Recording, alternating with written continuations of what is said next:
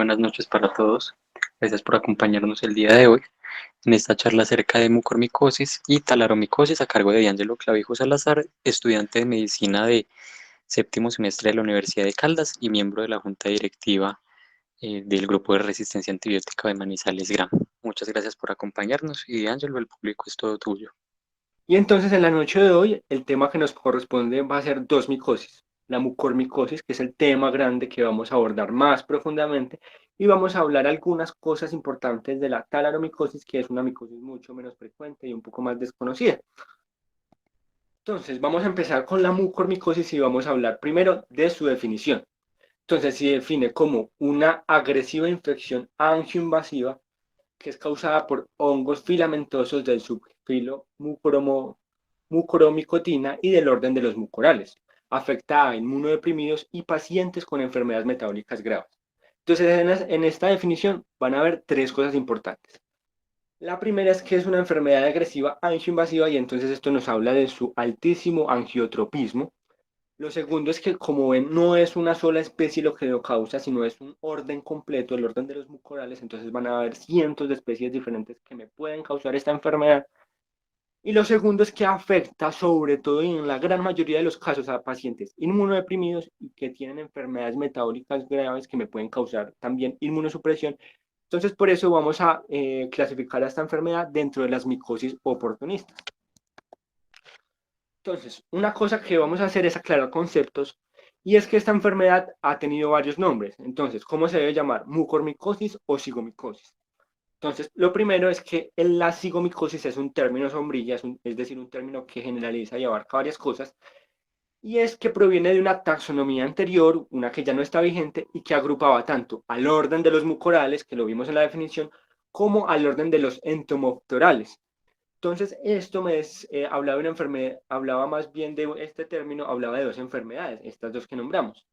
Después de que se dio la nueva taxonomía, este orden que tenía era un filo, el filo de los cigomicetos ya no existe, y dado que estas dos enfermedades producidas por estos dos órdenes difieren abismalmente, no hubo la necesidad de generar otro término que supliera la generalización de estos dos. Es decir, el tratamiento, el diagnóstico y los síndromes clínicos difieren mucho, entonces no hay como necesidad de volver a hacer otra palabra que me junte estos dos. Sin embargo, vamos a ver que en la literatura muchos autores, incluso en libros de microbiología, se utiliza el término mucormicosis para abarcar las infecciones tanto por el orden de de los mucorales como de los entomoftorales. Pero esto es incorrecto, sin embargo, si van a usar la literatura, pues para que lo tengan en cuenta. Entonces, esta es la taxonomía anterior. Vamos a ver entonces que el reino de los hongos se clasificaba en cuatro filos, entre el que tenemos el Zygomicota, y por este filo en el que estaban los mucorales se llamaba Zygomicetos. Sin embargo, esto ya cambió, hay varios filos en el que tenemos, pues el que nos importa va a ser el glomeromicota, y el subfilo que nos va a importar aquí es este que ya hablamos. Vean que aquí está el otro subfilo del otro síndrome que pues no nos interesa para esta charla. Y antes de abarcar la enfermedad como tal, quiero recomendarles esta guía. Es una guía que fue realizada en conjunción por dos asociaciones europeas de micología, y ellos lo que intentaban es hacer una guía general. Si uno busca en la literatura, hay muchas guías de la mucormicosis, realmente varias, pero el problema de estas es que tratan de pacientes específicos, entonces pacientes de trasplante de órgano sólido o pacientes que tuvieron trasplante de células hematopoyéticas, pero no había uno como que juntara todos los síndromes clínicos que abarca esta enfermedad y los pusiera en un solo paper. Este lo hace y me parece que está muy bien logrado, y además lo pongo acá porque de este paper se basa mucha de la exposición que estoy haciendo, entonces para que lo tengan en cuenta también. Entonces, vamos a empezar con lo que es la epidemiología. Una de las características distintivas del orden de los mucorales es que son ubicuos en todo el planeta, es decir, están en todos lados independientemente de la zona geográfica e independientemente del clima. Incluso en la Antártida, en Australia, en nuestro país, se sabe que hay alguna especie de mucormicosis. También se sabe que la enfermedad causada por estos es la tercera o incluso la segunda infección más frecuente que es causada por mohos. Si hablamos ya de infecciones fúngicas en general, podría ser la tercera teniendo en cuenta la candidiasis. Y esto en la gran mayoría de los países, pero pues hay países en los que esta epidemiología cambia y se presume que dada la dificultad inherente de su diagnóstico, hay una tasa altísima, realmente muy alta de infradiagnósticos en todos los países. Aquí podemos ver digamos que un mapa que nos recibe la epidemiología mundial reportado en casos por millón de habitantes. Realmente podemos ver acá que independientemente de todo, la enfermedad es bastante rara, pocos casos por millón de habitantes, pero sin embargo está en todos lados. Los países en los que no están, digamos en los que no tienen colores porque no se reporta, y vean que en los que no se reportan son, por ejemplo, África, en los que obviamente pues los recursos para el diagnóstico son menores y por eso es probable que no lo reporten, sin embargo pues está en todos lados. La epidemiología describe varios factores de riesgo importantes, entre los que vamos a destacar la diabetes, sobre todo, la diabetes prolongada, no controlada, es decir, de larga evolución que no se controló bien, y la cetoacidosis diabética, que es una complicación aguda de la diabetes. También varios tipos de malignidad, sobre todo los relacionados con células hematopoyéticas. La deferoxamina, que es un fármaco que vamos a ver más adelante, un quelante de hierro. Hay algunos casos que se reportan en personas inmunocompetentes. También trasplante ya no de células hematopoyéticas, sino de órganos sólidos. Y uno que apareció muy novedoso va a ser el uso de drogas intravenosas. Entonces, esta es una gráfica que me resume un reporte, un review retrospectivo de más o menos 929 casos durante 6 décadas, de 1940 a 1990. Vamos a ver la evolución de cómo afectaban estos factores de riesgo. Entonces vamos a ver que en 1940 uno muy importante era la diabetes, pero a medida que avanzamos en las décadas va subiendo como sube pues la epidemia de las enfermedades crónicas no transmisibles como la diabetes. Entonces entre más aumenta la incidencia de diabetes, más aumenta la incidencia de mucormicosis. La malignidad también, esto probablemente, pues todos sabemos que las malignidades siempre han estado presentes, pero es muy probable que digamos que mejora el diagnóstico y la sospecha clínica y por eso se ha diagnosticado más. La deferoxamina, que es el quelante de hierro, el fármaco del que habíamos hablado, es muy importante porque dado que la era antes de la eritropoyetina, la que nosotros utilizamos para la enfermedad renal crónica, cuando el paciente no la produce, antes lo que se hacía pues eran transfusiones sanguíneas múltiples. Y el problema de esto es que si bien era un buen tratamiento para la enfermedad renal crónica, el problema era que esto causaba una sobrecarga de hierro importante. Y cuando yo tengo una sobrecarga de hierro, pues lo que tengo que hacer es quelar ese hierro. Se utilizaba la deferoxamina, que fue uno de los primeros quelantes de hierro, y se sabe que lo vamos a ver en la patogénesis, aumenta mucho la incidencia de mucormicosis diseminada. Entonces, por eso, más o menos en este año, se presenta como un factor de riesgo importante. Los inmunocompetentes tienen sobre todo las formas cutáneas, ya lo vamos a ver, y el uso de drogas intravenosas, vean que se coloca como un factor de riesgo importante, más o menos de 1980, y es porque pues, el uso de drogas recreativas pues, ha venido en aumento en las últimas décadas. Ya en cuanto al lugar de la infección, vemos que hay múltiples lugares, pero los que destacan por sobre todo van a ser la forma pulmonar y la forma rinocerebral, síndromes que vamos a ver en las manifestaciones clínicas. Vean que tanto la pulmonar como la rinocerebral van a corresponder a más o menos una quinta parte de todos los casos de mucormicosis. En conjunción, pues van a formar 2/5 partes de la mucormicosis, entonces son de las formas más importantes. La cutánea también, pero ya en cuanto a cuál es más frecuente, si la rinocerebral o la pulmonar, la literatura difiere, en algunos países es más frecuente esta, mientras que en la rinocerebral es más frecuente esta. En este caso, en esta gráfica de Mande, nos hablan de que es más frecuente la pulmonar. Cuanto a la etiopatogenia, entonces vamos a hablar primero de los agentes etiológicos, es decir, de este orden. Como vimos, es un grupo de organismos ubicuos, están en toda la naturaleza y se encuentran principalmente en la vegetación en descomposición y en el suelo, por lo que podemos decir que son saprófitos. Una característica importante es que crecen muy rápidamente y esto es importante en la patogénesis porque entonces vamos a ver que es una enfermedad que progresa muy rápidamente y esa es una causa importante porque tiene una mortalidad tan alta. Libera una gran cantidad de esporas que se liberan en el aire y esto es importante porque van a ser su principal medio de transmisión. Ya en cuanto a su ubicuidad, cualquier persona que trabaje en un laboratorio de microbiología o un laboratorio que trabaje con hongos Les puedo asegurar que cuando uno está haciendo cultivos de hongos es muy usual o relativamente frecuente que estos cultivos se contaminen con mucorales. Y esto nos habla de cuán expuestos estamos a ellos y los humanos y la amplia exposición que tienen los humanos cuando están realizando sus actividades diarias. Y ahora, si juntamos que la infección por estos es muy infrecuente, como lo vimos en epidemiología, pero que estamos ampliamente expuestos a ellos, esto nos habla de la alta efectividad que tiene el sistema inmunológico humano intacto para responder ante esta infección.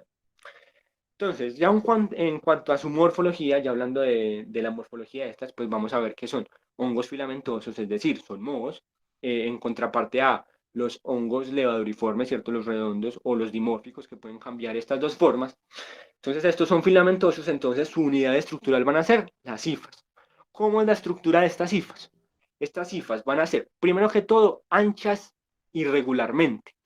¿Por qué es importante? Porque cuando yo estoy sospechando una enfermedad, yo de por sí ya intenté hacer una sospecha diagnóstica, yo llegué a la conclusión de que tengo una enfermedad angioinvasiva que va a ser por hongo. Cuando yo sospecho esto, voy a tener siempre en mente dos cosas.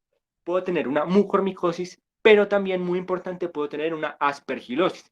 Y esto es importante porque los tratamientos difieren mucho. Hay varios azoles o varios antifúngicos que no responden a los dos. Entonces, las infas anchas irregularmente son irregulares porque en algunos segmentos de la IFA pueden ser tan pequeños como 5 micrómetros, pero en algunos pueden ser tan anchos como 25. Entonces vean que varía muy ampliamente. Y esto difiere mucho de los de Aspergillus, porque Aspergillus puede tener IFAs que van entre los 3 y los 5 micrómetros. Entonces vean que puede ser hasta 5 veces más grande en cuanto a diámetro de las IFAs. También las de los mucorales, las ramificaciones de estas cifras van a tener dos características, que son irregulares y que son en ángulos de 90 grados, es decir, en ángulos rectos, como podemos ver aquí, vean que esto forma, pues la IFA está, digamos que doblada, pero el ángulo que forma es casi de 90 grados. En contraparte a Aspergillus, que lo que va a tener es ramificaciones regulares, es decir, que cada cierto distancia de segmento de la IFA va a tener ramificaciones dicotómicas y el ángulo que va a formar este va a ser agudo de más o menos 45 grados, es decir, la mitad del de 90. Y la última característica muy importante de estas cifras va a ser que son o aceptados o pausiceptados, es decir, que la aceptación, digamos que la compartimentalización de este hongo va a ser nula o muy poca, en contraparte al de Aspergillus que va a tener muchos septos. Esto es importante porque uno de los principales diagnósticos que yo tengo y que lo vamos a ver es el histiopatológico y tiene varios matices que vamos a ver en su momento. Listo. Como les nombré, esto es un orden completo, ¿cierto? El de los mucorales. Entonces, ¿cuáles son las especies más frecuentes? Hay más o menos entre 900 y 1000 especies, son demasiadas, pero hay dos que destacan mucho. Van a ser Rhizopus y Micor.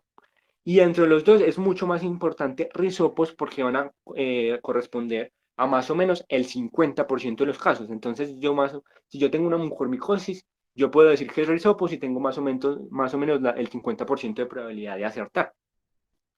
Las especies pueden ser relevantes en algunos casos porque se ha visto que las diferentes especies difieren en cuanto a su virulencia, ¿cierto? Aunque tan graves pueden causar la enfermedad, y a la susceptibilidad a antifúngicos. Listo. Ya vamos a ver entonces la patogénesis, es decir, cómo es la fisiopatología de esta enfermedad.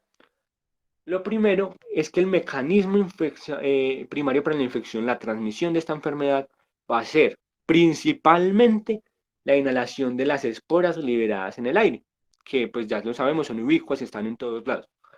Pero no es la única manera. También tenemos la ingestión, que es la principal ruta para la forma gastrointestinal, y el trauma. Y el trauma está íntimamente asociado a el laboratorio. Entonces, cuando yo trabajo en un laboratorio, estoy estudiando estos hongos y sin querer me pincho con ellos con una aguja y me los implanto. Pues obviamente no va a generar tan grave porque generalmente pues uno es inmunocompetente. Ya en cuanto a estas esporas, van a tener varios tamaños y el tamaño es importante para su fisiopatología. ¿Por qué? Porque cuando son pequeñas, es decir, de menos de 10 micrómetros, como son tan pequeñas, pueden llegar hasta los espacios distales de los alvéolos y lo que me van a causar es una afectación del pulmón. Mientras que las que son muy grandes, más de 10 micrómetros, entonces son atrapados por las vías respiratorias superiores, es por decir, en las fosas nasales, y entonces se van a albergar allí, van hacia los senos y me van a generar la forma sinocerebral o sinorbital. Ya la vamos a ver. En cuanto a respuesta inmune, vamos a ver que la fagocitosis, ya sea de los neutrófilos o de los macrófagos, es altamente efectiva. Casi que yo no necesito ninguna otra respuesta que no sea la fagocitosis por estos dos tipos de células, por estos dos leucocitos. El problema es que cuando esta se ve alterada, como por ejemplo yo tengo una neutropenia prolongada por alguna malignidad, algún cáncer, cuando tengo una hiperglicemia prolongada que me afecta la migración de estas células, o cuando tengo el uso prolongado de los corticoides, que también me va a afectar la fagocitosis, pues entonces yo voy a permitir que las esporas germinen, formen las cifas y ahí tengan potencial virulento. Y ya en cuanto a la forma de la lesión, vamos a ver que como son altamente angiotróficas, van a invadir las células endoteliales de los vasos y su principal forma de lesión van a ser siempre las lesiones necróticas. Entonces, si ustedes van a pensar en mucorales, van a pensar siempre en necrosis por obstrucción de los vasos o de las arterias. Entonces, van a causar esta invasión endotelial y se ha estudiado profundamente más o menos cuál es el mecanismo de acción molecular de esto. Entonces, después de varios estudios, se sabe que la principal proteína que está asociada con esta es esta, la GRP78. ¿Qué es la GRP78? Es una proteína de shock térmico, entonces, como su nombre se lo indica, es una proteína que se regula en situaciones de estrés. Es una chaperona que se puede encontrar, por ejemplo, en retículo endoplásmico porque tiene que ver con el plegamiento de las proteínas recién hechas. Entonces, ¿qué es lo importante de esta proteína? Que como está, se regula sobre todo por estrés metabólico. Entonces, los niveles de glucosa, los niveles de hierro y los niveles de beta-hidroxibutirato son varios de los metabolitos que se sabe que pueden regular a la alza esta proteína.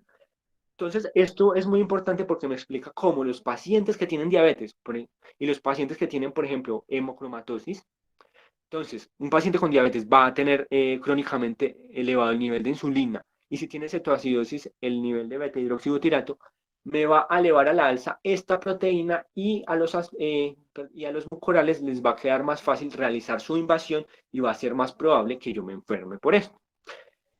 Pero, ¿cómo sabemos que esta proteína es tan importante para la patogenia? Resulta que en modelos in vitro y también en modelos animales se sabe que cuando yo genero anticuerpos para esta proteína o para su ligando en el hongo que se llama CODACHE, yo genero anticuerpos, los bloqueo y entonces esto reduce la invasión in vitro, pero también mejora la supervivencia en modelos animales en ratones que son inoculados con los mucorales. Viven mucho más, entonces se sabe por ello que es muy importante para la patogenia. Y además, otra cosa muy importante es el hierro. Se sabe por estudios retrospectivos, ¿cierto?, que la hemocromatosis es un factor de riesgo importante, si bien no es el más estudiado ni el principal, pero la sobrecarga de hierro me puede generar predilección por esta enfermedad. Además, la cetocidosis diabética, que vimos que es un factor importante, uno de los principales. Como baja el pH, reduce la afinidad que tiene la transferrina, ¿cierto? Que es esta proteína que me guarda el hierro, por este hierro sérico libre y aumenta su cantidad y esto hace que el hierro esté más disponible para el hongo para que éste crezca y prolifere. Y finalmente tenemos aquí a la deferoxamina. La deferoxamina es ese fármaco, ese quelante de hierro que vimos en la epidemiología y es que se sabe que las especies de Rhizopus pueden utilizarlo como sideróforo, es decir, lo utilizan como una molécula que va a la sangre, atrapa el hierro y se los trae para que ellos lo utilicen para proliferar. Una cosa muy interesante es que, pues, los mucorales, si lo recuerdas, son miles de especies, pero únicamente la especie de Rhizopus es capaz de realizar esto. Es una característica única de esta especie, ni los mucorales ni las demás especies lo pueden realizar. Entonces, si yo creo que el factor de riesgo es el uso de deferoxamina, tengo un 100% de probabilidad de decir que es por Rhizopus. Finalmente, pues la deferoxamina, como ya sabemos que es un factor de riesgo, no se utiliza tan frecuentemente y los nuevos quelantes que salieron después de este no tienen este problema. Rhizopus no es capaz de utilizarlo como sideróforo, por lo que se han intentado utilizar como una terapia coadyuvante cuando yo tengo la enfermedad, si bien los estudios no son concluyentes y pues no hay nada que me indique que efectivamente funcione. Ya después de haber terminado con la patogénesis, entonces vamos a ver lo que son las manifestaciones clínicas. Existen múltiples síndromes que me puede causar la mucormicosis y es que yo puedo tener afectación de cualquier órgano, porque pues como todos los órganos tienen vasos sanguíneos, pues cualquier órgano puede generar necrosis por obstrucción. Entonces yo puedo tener mucormicosis cerebral, mucormicosis renal, cualquier órgano puede ser afectado. Pero los principales y los más frecuentes van a ser 5, que son los que vamos a ver. La forma rino-órbito-cerebral, es decir, que me afecta a los senos paranasales, la órbita incluso puede llegar a afectar el cerebro. La afectación pulmonar, que es una de las, que es probablemente la más frecuente, como lo habíamos visto. La cutánea y de tejidos blandos, que es la característica de inmunocompetentes, la gastrointestinal y por último la de peor pronóstico, que va a ser la diseminada. Entonces lo que vamos a hacer es verla cada uno. Pero antes vamos a ver que dependiendo del factor de riesgo conocido que yo tenga del paciente, voy a tener un síndrome clínico característico. Entonces, si yo tengo un paciente que tiene diabetes, lo más probable es que tenga una forma sinopulmonar, es decir, puede tener afectación de los senos o del pulmón. Pero principalmente lo que más va a afectar en un paciente diabético van a ser los senos paranasales. Si yo tengo una malignidad hematopoyética o un trasplante de células hematopoyéticas, puedo tener virtualmente cualquiera de estos síndromes, pero va a ser más frecuente también el de senos y el de pulmón. Sin embargo, lo que preocupa aquí es la diseminada, que es la que peor pronóstico tiene. Trasplante ya de órgano sólido o esteroides es muy similar a el de malignidad hematológica y el uso de drogas intravenosas puede generarme la cutánea, porque pues yo cuando aplico la aguja pues puedo generar una inoculación directa del hongo y pues obviamente si estoy inmunocompetente pues va a ser de buen pronóstico, pero los pacientes que tienen algún grado de inmunosupresión pueden generar la forma diseminada. Y además una cosa importante aquí es que como lo sabemos, el uso de drogas intravenosas es un factor de riesgo importante para la endocarditis. Entonces yo con este factor de riesgo puedo desarrollar formas raras de endocarditis por los mucorales o incluso también abscesos cerebrales aislados. Yo generalmente puedo tener un absceso cerebral si yo tengo la primera forma, la sinocerebral, pero un absceso cerebral aislado es muy raro, no es muy usual. Entonces por eso esta es una rara manifestación del uso de drogas intravenosas. La malnutrición, la más frecuente por sobre todas, va a ser la forma gastrointestinal, pero me puede generar también la diseminada, generalmente esta no. Y finalmente el trauma me va a generar sobre todo la cutánea. Y en las personas inmunosuprimidas, pues puede generar la diseminada.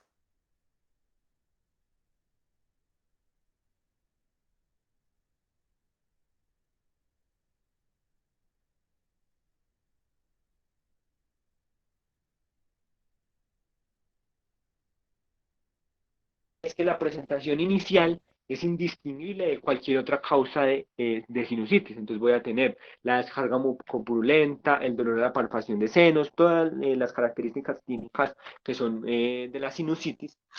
Pero el problema es que este evoluciona muy rápidamente. Entonces, yo el primer día tengo esto y estos tejidos van a evolucionar eritematosos, se van a volver rojos, después van a evolucionar a un tono violáceo y finalmente se van a volver negros por la trombosis y la necrosis tisular. Esto es muy importante porque esta necrosis es muy característica de los hongos por su patogenia. Antes de que yo realice esta necrosis, puedo tener otros signos que es muy importante tenerlos en cuenta. Ya les voy a mostrar por qué. Que van a ser el edema facial, sobre todo unilateral.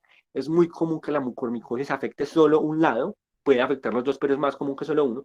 La proptosis y puede llegar por esta necrosis a causar una fístula palatina o palpebral. Bueno, ¿y por qué es importante esto? Entonces, como lo vimos, la necrosis y las escaras negras que se producen subsecuente a este son signos clásicos de esta enfermedad. Es decir, a usted le llega un paciente a consulta que tiene una cetoacidosis diabética y tiene una necrosis con escaras negras en región facial. Usted puede apostar con un alto grado de fiabilidad que ese paciente tiene mucormicosis y seguramente no se va a equivocar. Y todo esto puede evolucionar en tiempo menor a 24 horas. O sea, imagínense lo rápidamente progresivo que puede ser esta enfermedad. El problema es que la ausencia de estas escaras no me descarta la enfermedad rinocerebral y es que los pacientes en general tienen un 50% de probabilidad de desarrollarlo dentro de los 50 primeros 3 días. Entonces, si yo me pongo a esperar que tengas estas escaras necróticas, básicamente lo que estoy haciendo es tirar una moneda al aire. Y si yo me pongo a esperar los 3 días para que desarrolle esas escaras y yo estar seguro, el problema es que en un día, pues el paciente puede o morir porque hubo una afectación cerebral y no hay nada que hacer, o si no muere, pues puede tener una afectación como esta de prácticamente la totalidad de la cara. Y cuando yo haga el debridamiento quirúrgico apropiado, pues va a tener una seria desfiguración facial, que es lo que no queremos que el paciente tenga. La siguiente forma va a ser la gastrointestinal y como vimos, va a ser común en malnutridos, pero va a ser muy importante que es una forma muy común en los neonatos desnutridos y en los neonatos prematuros. Y en los neonatos prematuros es muy usual que se presente como una enterocolitis necrotizante y pues debe tratarse como tal. ¿Cómo es la evolución de esto? Cuando yo ingiero el hongo, ¿cierto? Yo debo ingerirlo, ingerir las esporas. Entonces ellos van a generar necrosis y me van a generar una ulceración. En la gran mayoría de los casos voy a tener una úlcera gástrica, voy a tener afectado el estómago, pero él puede irse a cualquier lado y afectar virtualmente cualquier parte del tracto gastrointestinal, incluso afectar el hígado, las vesículas. Y entonces, pues puedo tener varias presentaciones, muy inespecíficas todas. Puedo tener dolor abdominal, hematemesis, hematogesia, lo indicativo de cualquier afectación grave del aparato gastrointestinal.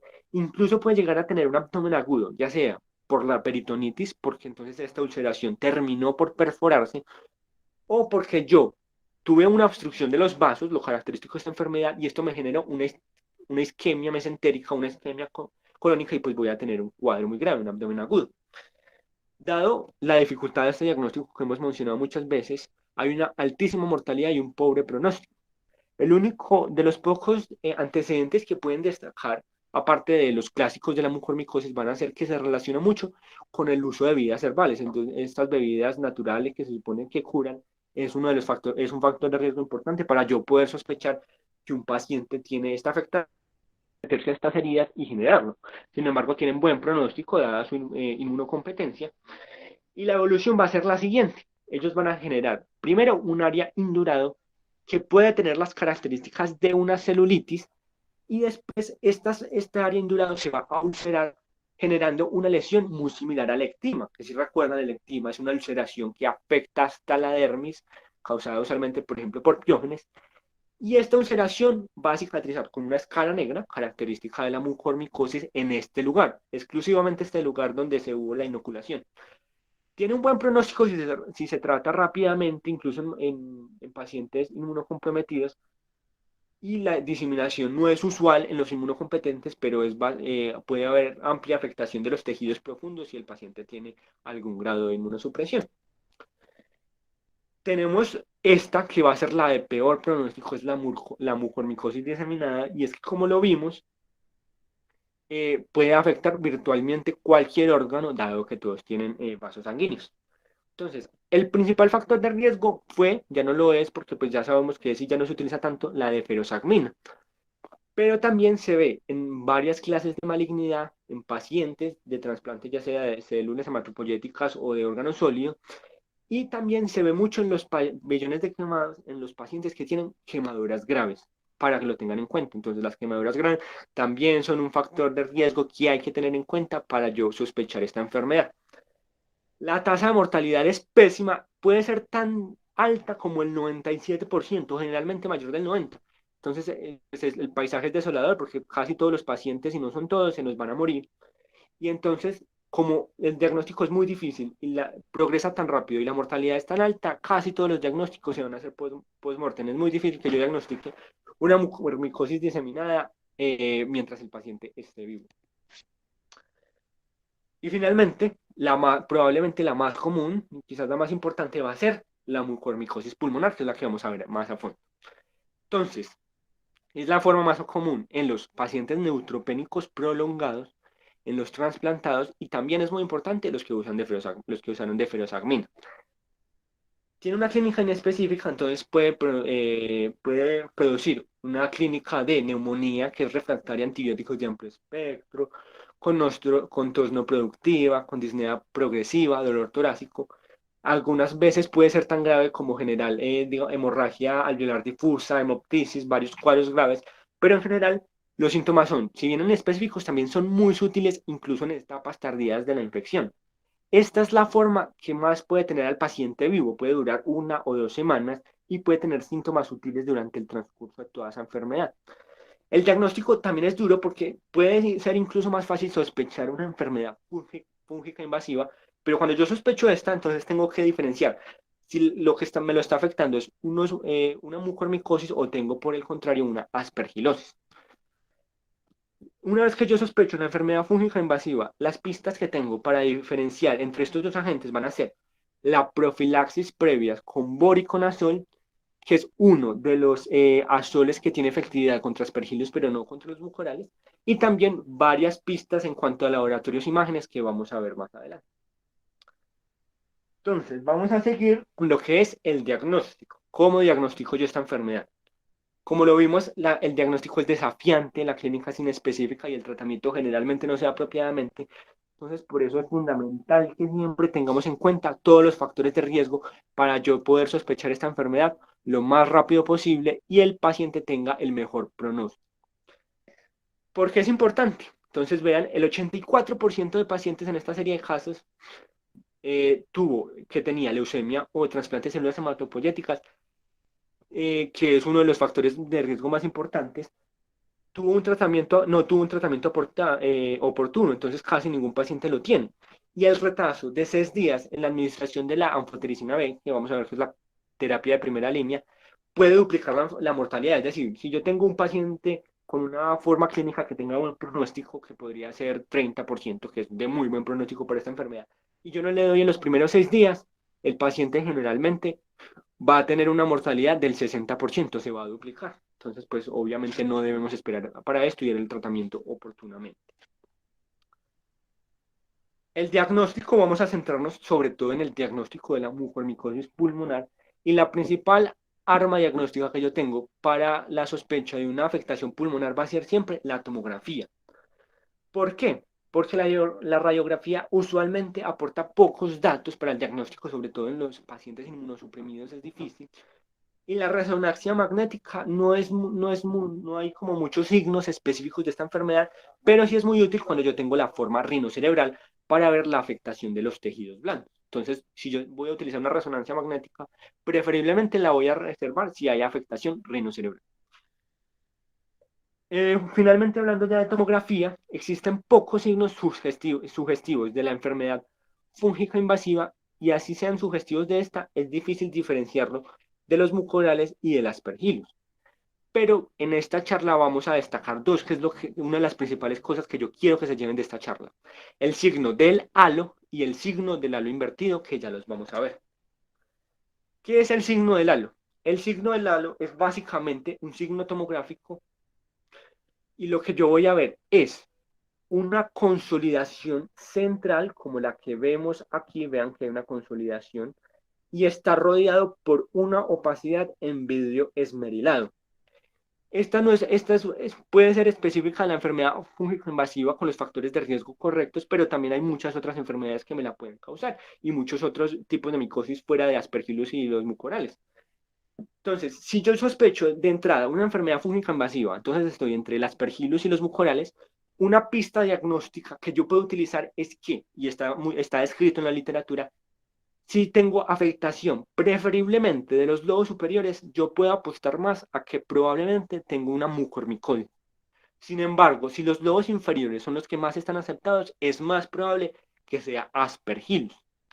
Por eso es importante que tengan en cuenta este signo. Vean aquí tenemos otra consolidación rodeado de la opacidad en vidrio esmerilado. Vean que no tiene que estar totalmente rodeado, no tiene que ser un anillo completo el que lo rodea. Pero quizás el más importante va a ser el signo del halo invertido. Como su nombre lo indica, es un signo del halo, pero está al revés. ¿Cómo al revés? Entonces yo lo que voy a tener es una opacidad en vidrio esmerilado central, que lo que me va a hablar es de la necrosis que se generó, y una consolidación, un anillo de consolidación que me lo rodea periférico, que me va a hablar probablemente de la hemorragia que rodea esta necrosis. Es muy importante, ya lo vamos a ver por qué, porque es un signo muy específico en el contexto correcto. Otra cosa importante, y es probable, y es quizás una mnemotecnia para que se lo aprendan, es que en la literatura también se nombra como el signo del atolón. Entonces ustedes se van a preguntar, ¿qué es un atolón? Para quienes no lo sepan, un atolón es una isla coralina que está rodeando un lago. Es decir, esto. Entonces, básicamente, yo tengo un lago central y vean que la espuma que se genera por este lado puede asemejarse de alguna manera a las opacidades en vidrio esmerilado.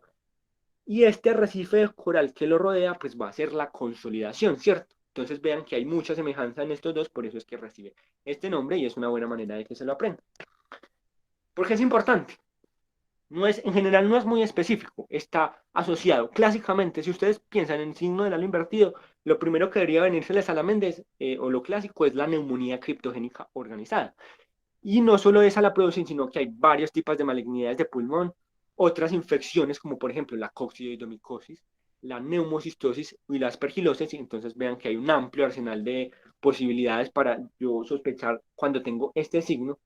Sin embargo, si yo tengo los factores de riesgo correctos para una enfermedad fúngica invasiva, es decir, estoy entre los dos organismos causales probables, es mucho más, es sustancialmente más probable que yo tenga una mucormicosis que una aspergilosis.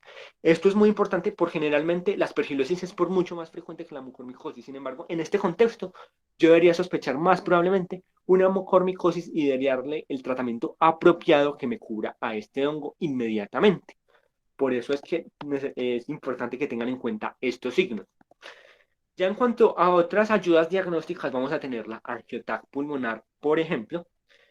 ¿Y qué voy a ver yo en un angioTAC? Básicamente un infarto pulmonar. Entonces, vean, este es un paciente que efectivamente tenía una mucormicosis y lo que vimos fue una obstrucción de vasos pulmonares que me generó una consolidación por un infarto distal. Entonces, como lo podrán notar, esto no es muy específico de la mucormicosis, hay muchas cosas que me pueden generar infartos pulmonares, tromboembolismo pulmonar, émbolos sépticos de cualquier clase, pero lo importante es que si yo tengo factores para una enfermedad fúngica invasiva y, por ejemplo, el paciente ya recibió profilaxis para otros hongos, como por ejemplo el voriconazol, que no tiene efectividad para mucormicosis, esto en este contexto es mucormicosis hasta que yo demuestre lo contrario y el paciente debe recibir inmediatamente una terapia apropiada. Entonces, si yo estoy en este contexto, ténganlo en cuenta, porque si ustedes no hacen el tratamiento adecuado, como ya lo vimos, la enfermedad, la tasa de mortalidad es altísima y probablemente ese paciente va a morir.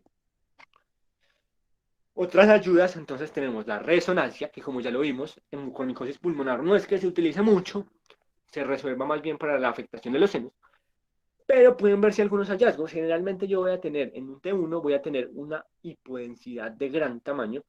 En algunos papers esto se refiere como el signo del agujero negro, aunque no está como muy bien descrito y no es muy específico, entonces pues digamos que no es de mucha ayuda, pero para que lo tengan en cuenta, aquí tenemos también, y esto me habla pues sobre todo de la necrosis que se puede producir en el pulmón. Ya en cuanto a tomografía y a resonancia, en este caso tenemos una tomografía, la vamos a utilizar mucho para la afectación de los senos. Entonces, ¿qué puedo ver yo en la afectación de los senos? Obviamente, puedo ver la afectación de cualquier seno. La mucormicosis puede afectar cualquier seno. Aquí tenemos un paciente, por ejemplo, que tenía afectación del seno maxilar, vean que unilateral, de los senos frontales y del seno etmoidal, vean que casi que unilateralmente. Y esto es importante, ¿por qué? Porque cuando hay afectación de todos los senos, yo estoy hablando de una pansinusitis. Y entonces, si yo tengo una pansinusitis y fuera de eso, en la tomografía, yo tengo evidencia de infiltrados pulmonares, eso es mucho más sugestivo de mucormicosis que incluso de una aspergilosis invasiva y el paciente debe recibir inmediatamente tratamiento. Ya vimos por qué. Esto me resume en parte algunos de los signos sugestivos. Entonces, si yo tengo un paciente neutropénico o con trasplante o receptor de trasplante, yo puedo hacerle una tomografía de pecho y signos clásicos y típicos, aparte de que ya los vimos. Entonces tenemos el signo del halo invertido, que es muy importante, ténganlo en cuenta, pero también hay otros dos que van a ser más de 10 nódulos. Si yo veo más de 10 nódulos afectados, por ejemplo, más de 10 signos del halo invertido, más de 10 consolidaciones, esto puede ser también indicativo de la mucormicosis y también la efusión pleural puede aumentar levemente la probabilidad de la infección por mucorales.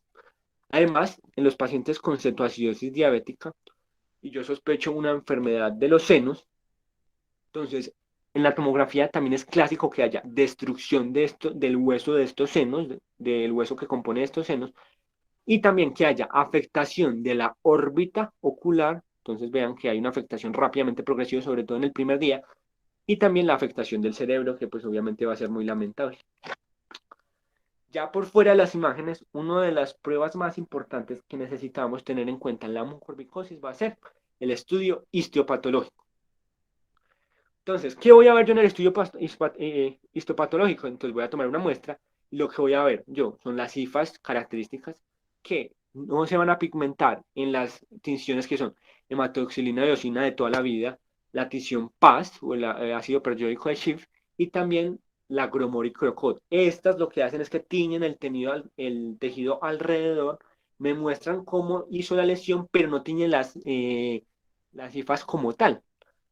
Vea, por ejemplo, aquí tenemos varios ejemplos. En este tenemos una metamina de plata en los que podemos ver estas cifras, que características se describen como en forma de cinta. En forma de cinta, ¿por qué? Porque son anchas e irregularmente anchas. Entonces varían su diámetro y pueden parecer una cinta. Aquí tenemos una tinción PAS, en donde también se pueden ver estas cifras, vean que son largas en forma de cinta. Y aquí tenemos una hematoxilina de eosina que podemos ver que está invadiendo un capilar. Vean que aquí podemos el capilar y aquí en el centro tenemos las cifras con las ramificaciones en ángulos rectos. Hay un problema y es que en la práctica, eh, digamos, si ustedes hacen un examen de residencia, lo que seguramente les van a preguntar son estas características de las cifras que ya vimos, son muy definitorias de la enfermedad. Pero en la práctica hay dos cosas difíciles de ver, la ramificación en ángulos de 90 y la cantidad de septos real. ¿Por qué? Porque en las muestras de tejido, la presión tisular que ejercen estos sobre las cifras van a causar dos cosas.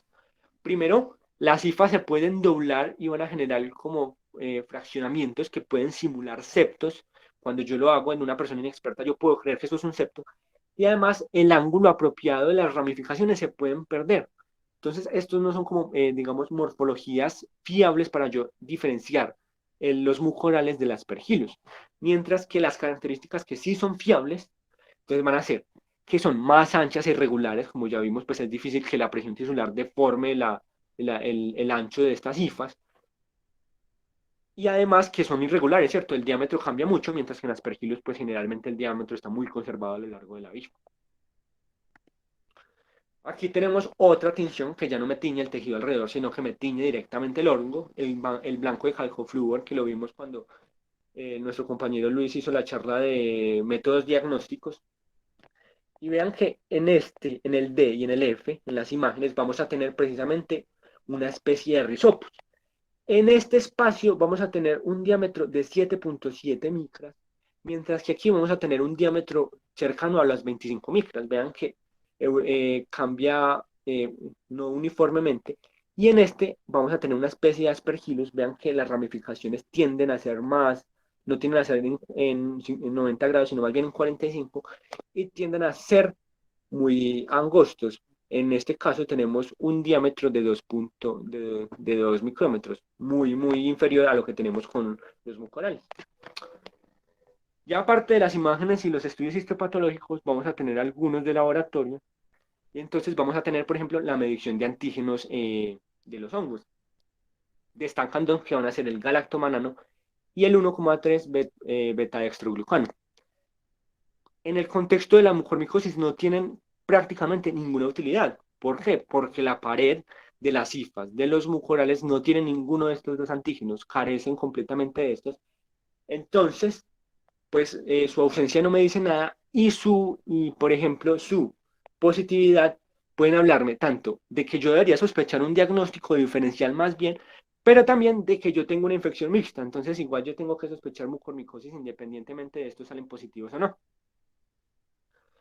Los cultivos tienen el problema de que, como ya lo nombramos, gran parte de la positividad de estos se deben a la contaminación de los hongos que están ubicos y además y son muy efectivos para detectar la especie, ¿cierto? La morfología de estos cultivos pueden ayudarme yo a saber cuál especie de los mucorales es.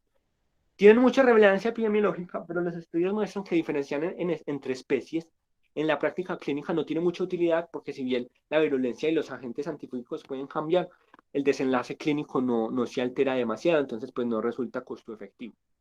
Finalmente, los métodos moleculares, como la mayoría de las enfermedades, están muy poco disponibles, se reservan para la investigación epidemiológica y en muchos casos no tienen validación para realizarlo clínicamente. Entonces, pues generalmente contamos sobre todo con imágenes y el estudio histopatológico. Ya en cuanto a cómo debería yo tratar esta enfermedad, vamos a hacer una aproximación terapéutica, pues digamos que no muy profunda, ¿cierto? Porque pues es difícil tratarlos, pero lo que sí es que siempre debemos tener en cuenta el debridamiento quirúrgico, pues aunado también al uso de los antifúngicos, ¿cierto? Y es que en infección de piel y tejidos blandos en este síndrome se debe optar siempre por la resección radical con márgenes limpios siempre que sea posible. Entonces, digamos, yo tengo una infección en la mano, yo debo optar siempre por quitar todo el tejido necroso. Esto, por ejemplo, no es tan bueno en la infección de los senos y de la otra, porque una amplia desviación puede generar lectura de formación hacia el que el paciente obviamente no va a querer. Entonces, yo aquí, por ejemplo, podría optar por un desbridamiento endoscópico para poder reducir la magnitud de esta desfiguración.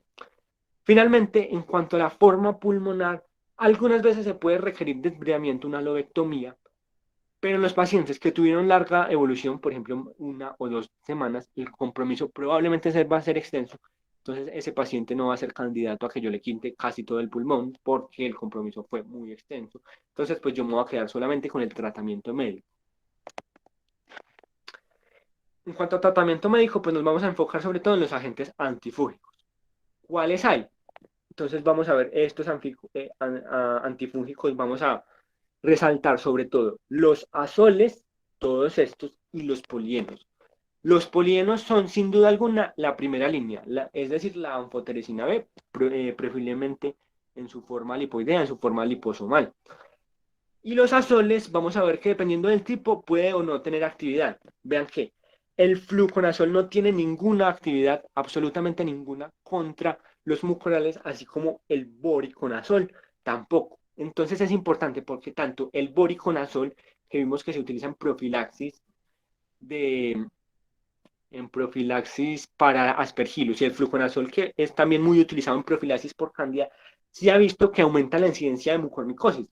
No se sabe muy bien si es que es un factor de riesgo para que yo lo desarrolle más frecuentemente o es porque como yo quito las dos principales enfermedades fúngicas más importantes, yo quito cándida y quito aspergillus de la epidemiología, pues entonces va a sobresalir los mucorales, pero se sabe que pues son factor de riesgo al menos para que aparezcan más frecuentemente. Las equinocandinas no son muy activas, sin embargo, vamos a ver que de hecho hay estudios que ven que la caspofungina, por ejemplo, se utiliza mucho en terapia combinada, si bien la efectividad no es muy buena, entonces obviamente no se va a utilizar en monoterapia, si acaso en terapia combinada. Los análogos de pirimidinas como la flucitosina no tienen ninguna actividad y la terbinafina puede tener actividad variable dependiendo de la especie. Entonces, ¿qué conclusiones sacan las guías acerca de cómo debería yo tratar estas enfermedades? Entonces, en casi todas las guías hay consenso de que la primera línea debe ser la anfotericina B y es suficiente que yo la trate con monoterapia y esto me va a curar en la mayoría de los casos la micormicosis. Entonces, yo debo utilizar la anfotericina B liposomal en monoterapia y pues no estoy arriesgando al paciente. La dosis que se usa generalmente es de 5 a 10 miligramos por kilo y dado que esta enfermedad es tan agresiva, yo voy a tirar siempre a utilizar la dosis máxima, 10 miligramos por kilo, a no ser que el paciente tenga algún trastorno renal o una enfermedad renal previa, que entonces me pone en riesgo de que yo le genere una falla renal importante. Debe evitar como el escalamiento de la dosis, debe empezarse con dosis tope para que la enfermedad tenga una buena evolución. Y ya los azoles con alguna actividad contra los mucorales van a ser el isavuconazol, que es el último azol que fue aprobado por la FDA para el tratamiento de esta enfermedad, y el posaconazol. El isavuconazol tiene una mejor efectividad en los estudios y la dosis que generalmente se utiliza es en las primeras 48 horas yo voy a utilizar una dosis de carga de 600 miligramos por día y después yo voy a utilizar una dosis de solamente 200 miligramos por día desde el día 3. Generalmente la enfermedad se utiliza hasta que el desarrollo clínico, hasta que el desenlace clínico sea óptimo, hasta que el paciente ya está completamente recuperado, y esto puede tomar varios meses, 10 semanas, incluso más. El posaconazol también utiliza dosis de carga, pero solamente un día, de 600 miligramos también. Este viene por tabletas de 300, la mayoría, y la dosis a la que yo voy a continuar desde el segundo día va a ser de 300 miligramos. Estos azoles se van a utilizar en terapia de rescate, es decir, cuando yo vi que el paciente no responde satisfactoriamente a la anfotericina B liposomal, y cuando yo crea que si yo le sigo dando esta anfotericina al paciente voy a tener un problema renal que me va a comprometer el paciente. Aquí yo puedo pensar en descalar a estos azoles. Listo, eso fue todo lo que tenemos por decir en esta charla para mucormicosis, y vamos a hablar muy rápidamente de esta enfermedad que es bastante poco común, que se denomina la talaromicosis. La definición. Puede que no conozcan la talaromicosis, pero si estudiaron micología en la universidad es más probable que conozcan esta. La penicilinosis era el nombre previo que tenía. Entonces, esta se define como una micosis aguda diseminada, una enfermedad sistémica, ¿cierto? Característica de los pacientes VIH positivo, por la que también se va a clasificar como una enfermedad oportunista, y que es endémica y casi que exclusiva de los países del sureste asiático. Esto es muy importante porque entonces esto nos habla de que el antecedente epidemiológico de haber viajado o vivir en estas zonas es de las más importantes para yo poder sospechar esta enfermedad. Vamos a hablar brevemente de la historia. Entonces, el primer aislamiento de este hongo se dio en 1956. Y este, que es este animalito, que es una rata de bambú, resulta que tenía una afectación hepática por este hongo. Entonces, en el Instituto Pasteur de Tailandia, uno de los institutos Pasteur fuera de Francia, se estudió se aisló del hígado, y pues obviamente el pobre animalito murió. Después se estudió más y fue nombrado por este que se llama Hubert Marneffi. Él fue en ese momento el director del Instituto Pasteur, y entonces se nombró en honor a él como Penicillium Marneffi, por él, que se llama Gabriel Segretin. Él fue la primera persona en estudiarlo, en describirlo completamente, y un dato muy interesante es que también fue la primera persona conocida que se infectó por esto. Resulta que cuando lo estaba estudiando, accidentalmente se pinchó con la aguja con lo que estaba infectando a las ratas, y tuvo la primera inoculación en tejidos blandos, y pues él tuvo básicamente la lesión cutánea característica, que fue una pápula, pero pues no progresó. De hecho, él tiene 108 años, todavía sigue vivo, entonces pues es un personaje muy interesante. Ya después, la primera infección natural humana, es decir, por fuera del laboratorio, se dio en 1973 en un misionero que había viajado hacia Tailandia, y el primer paciente que se asoció al VIH de esta enfermedad fue en 1988. En cuanto a la epidemiología, entonces como ya lo vimos, la enfermedad prácticamente se limita al sureste asiático y predomina también, aumenta su incidencia en las temporadas lluviosas y en las zonas geográficas que tienen climas tropicales. Entonces, casi que es una enfermedad muy tropical. Era extremadamente rara. Antes de 1984, en todo el mundo solo se conocían 30 casos, pero después de esta época, en estos países, pues empezó la pandemia, empezó como la pandemia del VIH, por allá en 1985. Entonces entre 1985 y 2004 se diagnosticaron más de 60.000 casos solamente en Tailandia. Entonces aquí podemos ver un mapa de cuáles son los países que son endémicos para esto. Vean que son muy característicos del sureste asiático. Podemos destacar Malasia, Tailandia, Vietnam y Taiwán. Aquí también tenemos incluso que Hong Kong es una área endémica. Y esta tabla me resume todos los casos que hubieron en esta época, desde 1985 hasta 2001, de los casos de talaromicosis en Tailandia. Vemos que antes de 1985 no había ningún caso, pues eran muy raros, y acá había, los que hubieran, pues no se habían diagnosticado. Pero a medida que el VIH fue volviéndose endémico en estos lugares, la prevalencia, la infección por esto aumentó grandemente su prevalencia y su incidencia, y se comporta muy similar a los casos de VIH. El agente etiológico cambió su nombre, antes se llamaba Penicillium marnefi, actualmente se llama Talaromyces marnefi, por eso su nueva denominación de taloromicosis.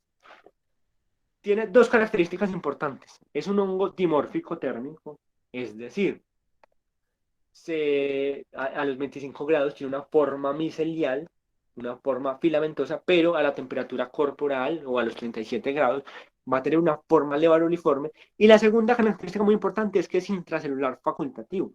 Si ustedes se ponen a pensar en otros hongos que tengan estas características y que se parezcan, podría venirles a la mente uno muy importante que va a ser la histoplasmosis. Y es que su patogénesis, presentación clínica, incluso su tratamiento es muy, muy similar a la causada por el otro hongo dismórfico que va a ser histoplasma capsulato. Entonces, se sospecha, el hongo no se ha, dado que, pues la verdad, la enfermedad es muy rara, no se ha estudiado completamente y su patogenia no está de todo claro, pero que se sospecha que hay una transmisión aérea por conidias, igual que en histoplasma, por ejemplo. Si bien el mecanismo no se conoce de todo bien, se sabe que invade el sistema retículo endotelial, las formas de levaduriformes pequeñas entran a los macrófagos y generan una reacción granulomatosa siempre que el sistema inmune lo permita, ¿cierto? Siempre que el VIH no haya afectado demasiado pues los CD4. Vean que esta reacción granulomatosa y la afectación del sistema retículo endotelial es muy similar a la afectación que se da en histoplasmosis y por eso es que su patogenia es muy, muy similar. La presentación clínica también es muy similar a la de la histoplasmosis. Vean que va a presentarse sobre todo fiebre, pérdida de peso. En los casos de afectación pulmonar puede haber tos. También puede ser las megalias, hepatoesplenomegalia y linfadenopatía. Signos y síntomas muy característicos de la histoplasmosis, si bien también se pueden dar otras, como por ejemplo la úlcera genital, la anemia, infecciones cutáneas que son muy importantes y la diarrea. Entonces, la presentación clínica puede ser idéntica a la histoplasmosis, idéntica, o sea, yo puedo tener, si yo estoy en un paciente endémico para eso, en el que también haya endemia para histoplasmosis, yo debo sospechar en el hallazgo de estos signos y síntomas en estas dos enfermedades. Una cosa importante es que las lesiones cutáneas, sobre todo en los pacientes VIH positivos, difieren muchísimo. Hay unas lesiones cutáneas características que me van a poder hacer sospechar que yo efectivamente tengo una talaromicosis. ¿Cuáles son estas?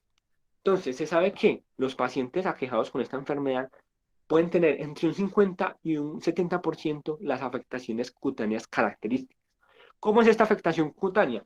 Va a ser básicamente pápulas umbilicadas múltiples, como en este paciente, que se asemejan muchísimo a un molusco contagioso. Vean en la de la derecha, que es muy, muy similar al molusco contagioso, si bien vean que estas que están ya como necrosadas pueden no asemejarse tanto.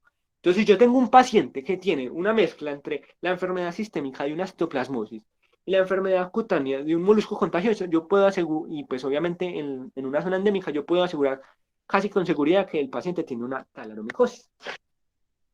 ¿Cómo se hace el diagnóstico? Primero tener en cuenta siempre, siempre, siempre, pues el viaje a zona endémica o vivir en zona endémica, ¿cierto? El antecedente epidemiológico, que es el más importante. También que haya una inmunosupresión, clásicamente que haya un VIH o cualquier inmunosupresión que me baje el conteo de CD4 menor de 100 células por mililitro. Y ya en cuanto a lo demás, no se conoce muy bien el periodo de incubación porque, como lo dijimos, no está muy estudiado, entonces no se sabe cuánto debería yo esperar para desarrollar la enfermedad. Pero al igual que en histoplasma, se cree que puede desarrollarse latencia, ¿cierto? Que unos granulomas contengan la enfermedad y que después, cuando haya algún grado mayor de inmunosupresión, la enfermedad se reactiva, al igual que en histoplasma. ¿Cómo se hace el diagnóstico? Entonces, generalmente se hace un material de biopsia o un frotis sanguíneo en donde se evidencia la morfología característica. ¿Y cuál es esta morfología característica?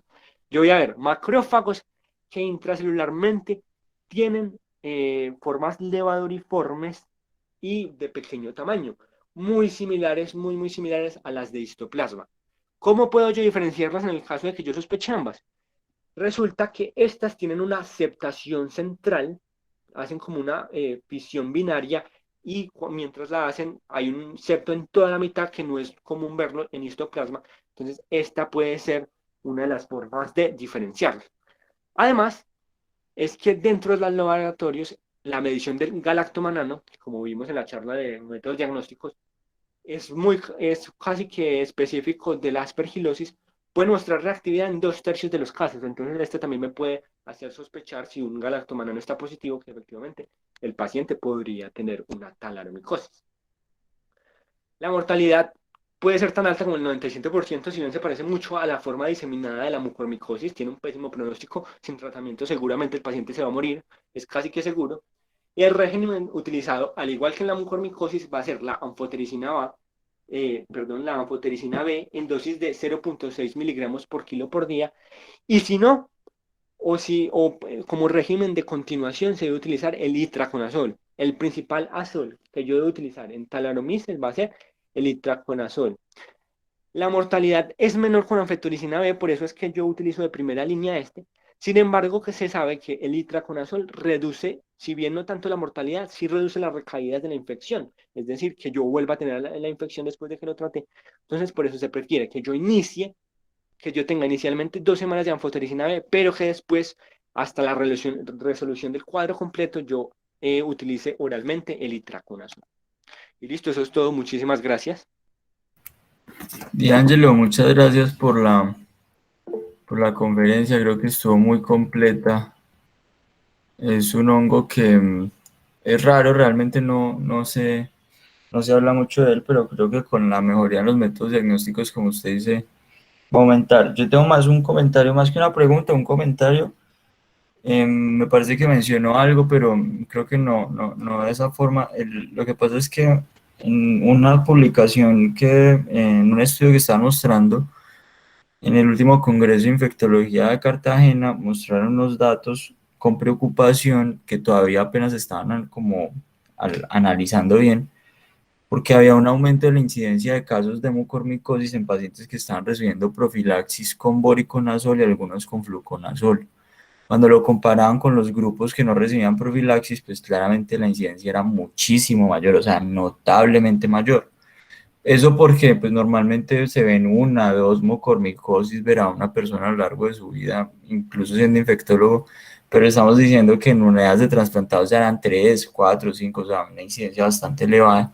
Y es un dato curioso a contemplar, tanto que está como cambiando el paradigma de las profilaxis fúngicas en pacientes inmunocomprometidos que van a ser receptores de trasplantes, pero es un dato curioso, no sé si de pronto leyó algo, si quiera complementar, pero es lo que yo he leído hasta ahora y me parece que es uno de los datos importantes de Mucor. Sí, no, es como un dato ahí, pues ultra curioso, probablemente cuando salgan más estudios, pues habrá un poco más de claridad. Por ahora lo que conozco es bastante como, así como una serie de casos acá. Muchísimas gracias, D'Angelo. No sé si alguien tenga alguna pregunta o algo.